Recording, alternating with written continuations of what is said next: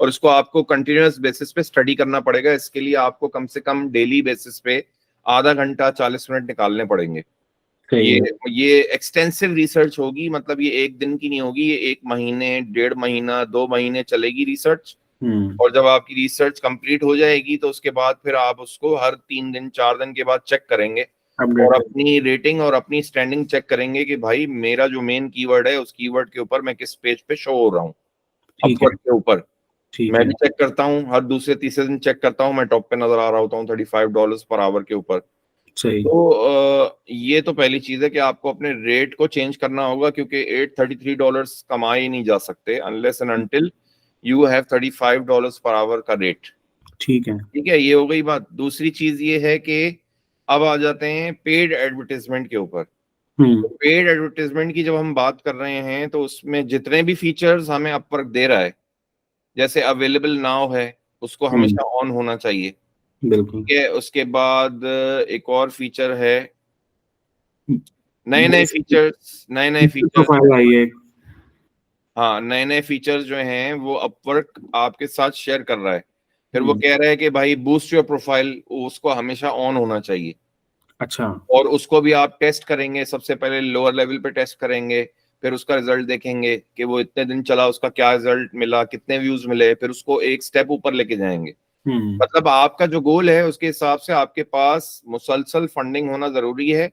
और उस फंडिंग को अप्लाई कर जब आप कर लेंगे तो उसकी फिर रिसर्च और उसका फीडबैक भी होना जरूरी है।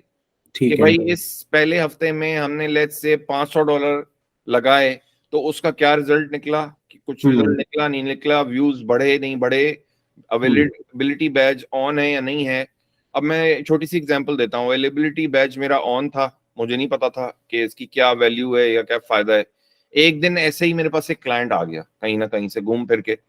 अच्छा। और उसने मुझसे टोटल 5 तस्वीरें एडिट करवाई, बिल बना $1200। अच्छा।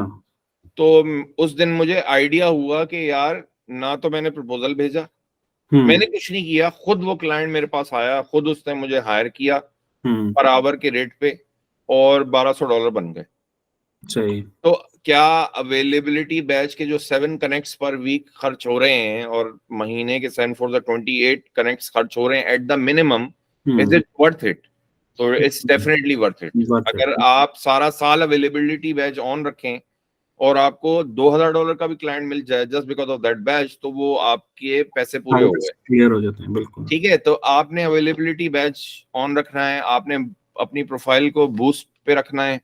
उसके अलावा आपने जो इसके डिफरेंट फंक्शंस हैं, जो आपका प्रोजेक्ट डैशबोर्ड है, उसकी अलग रिसर्च होगी, उसकी रिसर्च करेंगे, उसके ऊपर काम करेंगे, प्रोजेक्ट्स बनाएंगे, खुद से सोचेंगे बैठ के।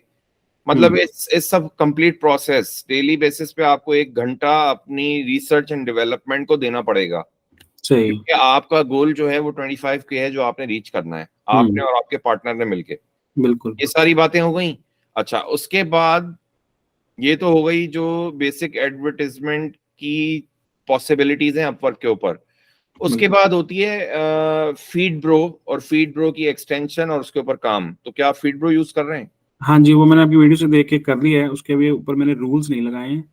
हाँ, लेकिन ये कि मैंने उसकी फीड्स जो है ना वो मैंने चलाना शुरू कर दी है उसके ऊपर। बस ठीक है, तो मसला नहीं है, रूल्स आराम से लगते रहेंगे। जी लेकिन अब आपने बेसिकली एक बजट डिफाइन करना है ठीक है। अपनी प्रपोजल सेंडिंग के लिए। ठीक है। ठीक है। ठीक। अच्छा, प्रपोजल सेंडिंग जो है ना वो एक बहुत ही लंबा चौड़ा टॉपिक है बिल्कुल। कि क्या करें क्या नहीं करें। शुरू शुरू में जब मैं किसी से भी बात करता था तो मैं उसको कंपलसरी कर देता था कि आपने 6 प्रपोजल भेजने हैं। बिल्कुल ऐसे ही है। बिगिनर का माइंडसेट और व्यूइंग कुछ और होती है, और जो थोड़ा सा मीडियम लेवल या एक्सपीरियंस लेवल पे चला जाता है उसकी सोच कुछ और होती है। बिल्कुल ऐसे ही। तो मैं तो मीडियम से आगे चला गया हूँ अभी, तो मेरी प्रोफाइल काफी स्ट्रांग है इस वक्त। तो मेरे साथ इस तरीके से है कि मैं बहुत ज्यादा चुन के, छांटी करके बहुत स्पेसिफिक प्रपोजल भेज देता हूँ बहुत ही स्पेसिफिक क्लाइंट को, जो मुझे नजर आता है कि यार इसका रेट भी ठीक है, इसका काम भी मैं कर सकता हूँ, ये क्लाइंट पैसे भी मुझे दे सकता है। तो बिल्कुल। दूसरी प्रोफाइल्स में ये होता है कि उस प्रपोजल की व्यूइंग नहीं होती। हाँ। अच्छा, व्यूइंग क्यों नहीं होती? क्योंकि हम लोग प्रपोजल को समझते नहीं है।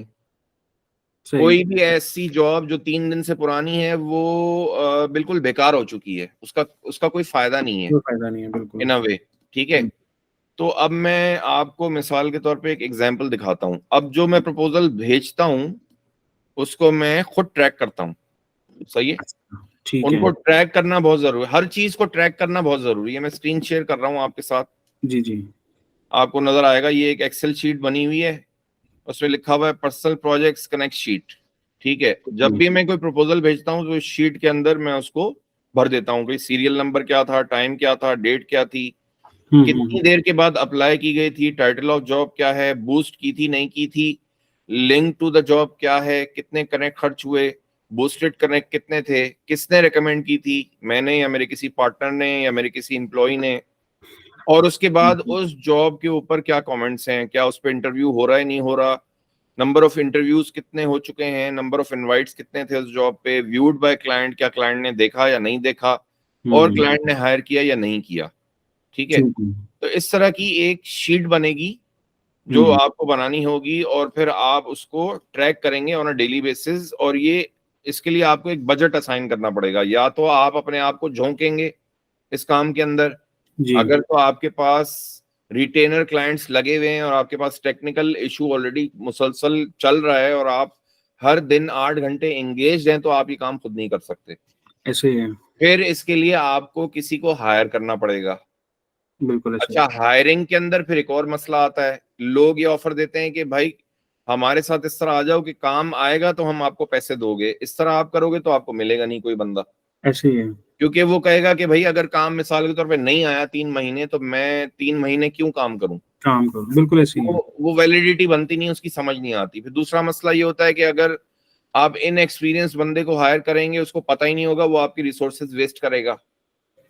बिल्कुल अगर ऐसे ही आप एक्सपीरियंस बंदे को हायर करेंगे तो वो आपसे कहेगा भाई कम से कम 50,000 रुपए तो दिखाओ। है। ऐसे ही है। 50,000 रुपए मुझे दिखाओगे तो मैं आपको कुछ ना कुछ डेडिकेशन या कुछ ना कुछ काम या कुछ इंटरेक्शन शुरू कर दूंगा। बिल्कुल। तो वो काम, उसके लिए भी आपको बजट डिफाइन करना पड़ेगा। बिल्कुल ठीक है। इसके लिए आइडियली बेस्ट चीज ये है कि 50-50 का बजट हो। मतलब आप कोई बंदा हायर करें, उसको 50,000 सैलरी पे करें, बिल्कुल। और उसको कहें कि भाई 50,000 ही हमारा हफ्ते का बजट है, हर हफ्ते 50,000 वर्थ के कनेक्ट्स खरीद के हम आपको देंगे और आप प्रपोजल भेजो। अब प्रपोजल का ब्रेकडाउन अगर करते हैं मिसाल के तौर पे, लेट्स से कि एक जॉब जो है ऑन एन एवरेज आपको $500 देती है, ठीक है। मिसाल के तौर पे हम अज्यूम कर रहे हैं अभी, तो आपको दिन की 2 जॉब्स चाहिए, बिल्कुल ठीक है। दिन की 2 हायरिंग्स आपको चाहिए। सही है। बिल्कुल। जब आपके पास दिन की 2 हायरिंग्स होना शुरू हो जाएंगी, टीम आप खुद मैनेज करोगे, उसको बढ़ाओगे, जो भी करोगे, जब लोड आएगा तो टीम भी बढ़ जाएगी, वो आप मैनेज कर लोगे, उसका मसला नहीं है। ऐसे लेकिन ही। अभी हमें ये समझना है कि हमारी एक एवरेज जॉब पे हम एक्सपेक्ट ये कर रहे हैं कि हमें $500 मिले और दिन की 2 हायरिंग्स होनी चाहिए। बिल्कुल ऐसे ही है। अब दिन की 2 हायरिंग्स होना कोई आसान बात नहीं है, उसके लिए आपको नंबर ऑफ प्रपोजल्स बढ़ाने पड़ेंगे। बिल्कुल लेकिन ऐसे। देन फिर वहां पे एक और मसला आ जाएगा कि हम ये एक्सपीरियंस करेंगे, आप कुछ अरसे के बाद आप कहेंगे कि यार सज्जाद भाई इतनी तो जॉब्स ही नहीं, इतनी जॉब्स नहीं। ऐसे ही है। हो सकता है कि मीडियम वैल्यू की जॉब्स ज्यादा हों और हाई वैल्यू की जॉब्स बहुत कम हों, कम हो। बिल्कुल। ये एक और प्रॉब्लम खड़ी हो जाएगी। तो फिर वहां पे फिर आपको बूस्टिंग करनी पड़ेगी, सही वहां है। पे फिर आपकी लड़ाई होना शुरू हो जाएगी। हम्म फिर अब बूस्टिंग करने के भी बहुत सारे तरीके हैं। अगर तो आपने एक बंदा हायर किया हुआ है और उसको आपने एक टाइम दिया हुआ है और वो आप उसके ऊपर चेक रखा हुआ है आपने, लेट्स से आप कहते हैं कि भाई शाम के 8 बजे से लेके रात के 2 बजे तक, मतलब रात के 8 से रात के लेट नाइट 2 बजे तक ये तुम पीरियड कवर कर लो, तो ये हो गए 6 घंटे। बिल्कुल। अगर वो 6 घंटे में विजिलेंटली बैठ के मॉनिटरिंग कर रहा है तो फिर आपको इतनी बूस्ट की जरूरत ही नहीं है। नहीं है। बिल्कुल सही उसकी बात है। वजह ये कि यहाँ जॉब आई और वहां प्रपोजल गया। हाँ। नॉट दैट कि इट्स अ गारंटी कि क्लाइंट उसको देखेगा या क्लाइंट आपको हायर करेगा, इसकी कोई गारंटी नहीं है। लेकिन अगर आप बूस्ट करते हैं तब भी गारंटी नहीं है। सही बात है। बूस्ट करने से सिर्फ ये होता है कि आप मेक श्योर कर लेते हैं कि आप क्लाइंट की नजरों में आ जाएं। हाँ। वही श्योरिटी आप अगर if you are the first one to apply to the job, वही श्योरिटी आपको मिल सकती है डिपेंडिंग अपॉन कि वो क्लाइंट ऐसा हो कि वो 2 घंटे के बाद चेक कर ले कि भाई किसने हाँ, जवाब दिया। क्योंकि बिल्कुल जो मंझे हुए क्लाइंट्स होते हैं वो उनको कोई जल्दी नहीं होती, वो जॉब डाल के भूल जाते हैं। वो और जब चूंकि प्रपोजल कि सारे मैं आते हैं। हाँ, हाँ जी बिल्कुल, और चूंकि कि मैं हर चीज ट्रैक करता हूँ अपवर के ऊपर, खास तौर पे अपने प्रपोजल्स को, तो उसमें मैंने ये देखा है कि कुछ मतलब क्लाइंट्स देखें, लाइफ हर एक के साथ है, प्रॉब्लम्स हर एक के साथ जुड़ी हुई हैं। बिल्कुल हर आदमी किसी ना किसी प्रॉब्लम में फंसा हुआ है। बिल्कुल ऐसे ही। अगर मैं एक्टिव नहीं हूँ अपने यूट्यूब चैनल पे तो मेरी भी कुछ प्रॉब्लम्स होंगी जिनमें मैं फंसा हुआ हूँ, जिसकी वजह से मैं बिजी हूँ और मुझे टाइम नहीं मिल रहा है या वॉट एवर। तो बिल्कुल इसी तरह हर क्लाइंट का रिएक्शन अलग होता है। बिल्कुल। लेट्स से कि दिन में 100 जॉब्स गिरती हैं, तो उन 100 जॉब्स में से सिर्फ मेरे ख्याल से 10 ऐसे क्लाइंट होंगे जो जिनको जल्दी होगी, बिल्कुल और वो जल्दी के अंदर हायरिंग करेंगे और वो जल्दी जल्दी में सारा काम होगा और उसी दिन हायर कर लेंगे। उन 10 क्लाइंट मतलब 10% को छोड़ के 90% क्लाइंट्स इस तरीके से बिहेव नहीं करते। सही है। 90% क्लाइंट डिफरेंट तरीके से बिहेव करते हैं, वो छोड़ देते हैं उसको, वो एक दिन के बाद देखते हैं, 2 दिन के बाद देखते हैं, हफ्ते के बाद देखते हैं, 15 दिन के बाद देखते हैं, कभी कभार देखते नहीं है, जॉब एक्सपायर हो जाती है। तो ठीक है। ये मिक्स्ड बिहेवियर है जिसको हमें समझने की जरूरत है, लेकिन हमारी तरफ से एक परमानेंट और कंटिन्यूअस एफर्ट प्रपोजल्स पे जानी बहुत जरूरी है। जरूरी है। अब जो कन्वर्जन रेट मुझे नजर आ रहा है महीने का, वो कन्वर्जन रेट बहुत अच्छा नहीं है अपवर्क के ऊपर इस वक्त, और उसकी वजह सिर्फ ये है कि कंपटीशन बहुत ज्यादा बढ़ चुका है बिल्कुल ज्यादा। और आप प्राइस पे compete नहीं कर सकते। अगर बिल्कुल। आप प्राइस पे compete करेंगे तो आप $3 पर आवर पे चले जाएंगे, क्योंकि फिलिपिनो को तो आप नहीं हरा सकते। हाँ, वो तो कहता है कि मेरी जिंदगी खरीद लो, $3 पर आवर मुझे दे दो। ऐसे ही है। बट हमारे गोल्स ये है नहीं ना, हमारा गोल है $25,000 पर मंथ।